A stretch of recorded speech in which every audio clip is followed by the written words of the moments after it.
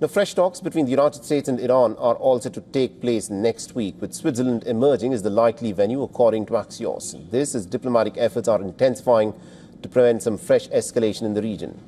The proposed talks have come after a major flare-up between Washington and Tehran, which was triggered by Iranian attacks on ships in the Strait of Hormuz, and also a strong U.S. military response targeting Iranian sites.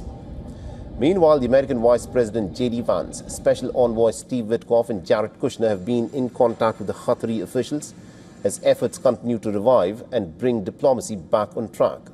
Qatar, along with Pakistan and other mediators, are working to try and reduce tensions and bring both sides back to the negotiations. Doha has reaffirmed its role as a mediator, stressing that diplomacy remains central to achieving long-term regional stability.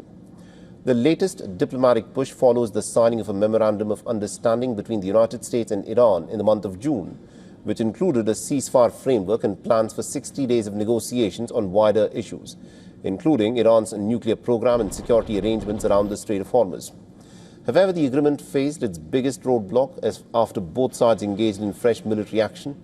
President Trump said on Truth Social that the U.S. had agreed to a request from Iran to continue talks over a potential peace deal, but he reiterated his stance from earlier that the ceasefire is effectively over.